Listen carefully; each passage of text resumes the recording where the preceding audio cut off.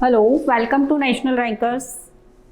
मैं हूं आभा गुप्ता सेरीवाल और हम पढ़ रहे हैं क्लास 12th का अकाउंट, जिसमें चैप्टर 14 कैश फ्लो स्टेटमेंट की थ्योरी हम पढ़ रहे हैं। कैश फ्लो स्टेटमेंट की थ्योरी में मैंने आपको बताया कि ऑपरेटिंग एक्टिविटीज़ में कैश फ्लो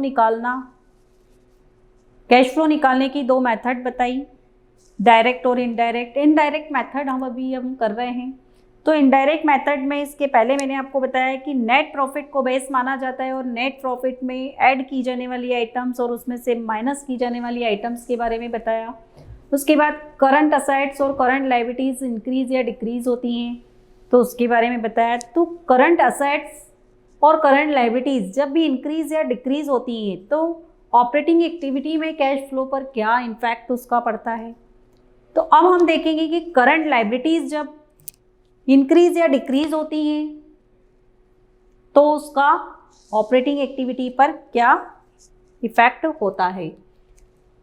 सबसे पहले इसमें हम देखेंगे व्यापारिक देयताएं, लेनदार एवं देय विपत्र, trade payable, creditors and bills payable. लेनदार और देय विपत्र में अगर कमी होती है तो परिचालन क्रियाओं से रोकड़ प्रवाह में कमी हो जाती है, तथा लेनदार और देय विपत्र में वृद्धि होती है तो इसकी विपरीत जो ऑपरेटिंग एक्टिविटी है उसमें कैश फ्लो इंक्रीज हो जाता है, कैश फ्लो में वृद्धि हो जाती है। इसके बाद है अदत्त व्यय, आउटस्टैंडिंग एक्सपेंसेस। अब अदत्त व्यय में कमी से परिचालन क्रियाओं से रोकड़ प्रवाह में कमी हो जाती है, तथा अदत्त व्ययों में अगर वृद्धि हो जाती है तो कैश फ्लो इंक्रीज हो जाता है। किसमें? ऑपरेटिंग एक्टिविटी में। थर्ड नंबर पे है अग्रिम आय की प्राप्ति, इनकम रिसीव्ड इन एडवांस। अगर इनकम एडवांस में रिसीव्ड हो जाती है तो वो करंट लायबिलिटीज में आ जाती है, वो एक चालू दायित्व हो जाता है। इस मद की कमी से ऑपरेटिंग एक्टिविटी में कैश फ्लो में कमी आ जाती है, और अगर ये आइटम बढ़ जाता है, इसमें वृद्धि होती है, तो कैश फ्लो में भी वृद्धि हो जाती है। इसके बाद देखिए स्टेप 4, आयकर। वापसी के पश्चात के भुगतान को घटाएं। इसके बाद उसमें से इनकम टैक्स को माइनस किया जाएगा।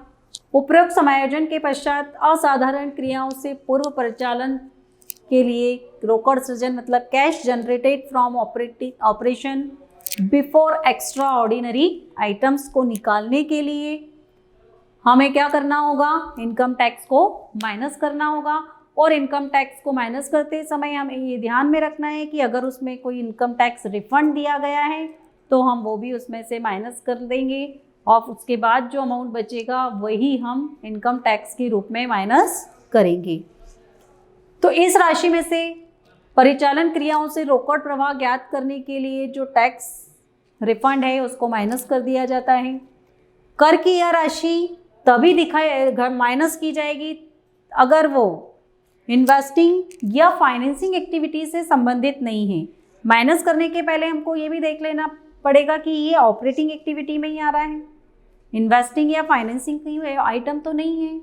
अगर उसकी आइटम है तो फिर हम उसको इसमें से माइनस नहीं करेंगे, क्योंकि ये जो हम फॉर्मेट पढ़ रहे हैं वो cash flow from operating activity का पढ़ रहे हैं। तो जो भी आइटम्स ऑपरेटिंग एक्टिविटी में आते हैं, संचालन से संबंधित हैं, उन्हीं को हमें इसमें शामिल करना है। स्टेप 5 देखिए आप। इसके बाद उपरोक्त समायोजन करने के बाद जो भी अमाउंट आती है उसमें से एक्स्ट्रा ऑर्डिनरी आइटम को प्लस या माइनस जो भी है वो करने के बाद प्रचालन क्रियाओं से शुद्ध रोकड़ प्रवाह का विवरण, मतलब net cash flow from operating activity निकाला जाता है। तो उसके लिए देखिए आप, ये इसने बताया है कार्यशील पूंजी में परिवर्तन के पूर्व का संचालन लाभ। तो कार्यशील पूंजी में परिवर्तन के लिए समायोजन, जो भी एडजस्टमेंट जो अभी मैंने आपको इसके पहले बताया कि डिक्रीज इन करंट असेट्स, वो आपको पे ऐड कर देना है। लेकिन इसका मतलब ये नहीं कि आप कैश और बैंक को भी इसमें प्लस कर दें। जो भी कैश और कैश इक्विवेलेंट हैं उनको आपको इसमें शामिल नहीं करना है।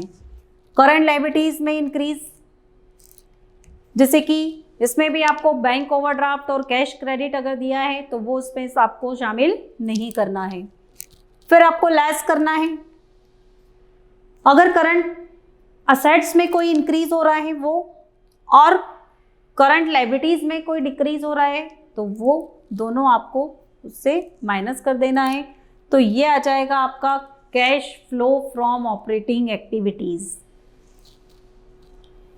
इसके बाद ये जितनी भी आइटम्स थे प्लस माइनस के, ये मैंने आपको बता दिए कि किनको आपको प्लस करना है, किसको माइनस करना है।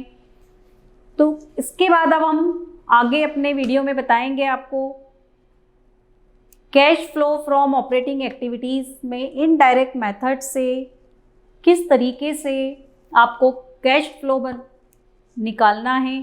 तो उसका जो फॉर्मेट है वो हम आपको अब आगे बताएंगे। Thank you.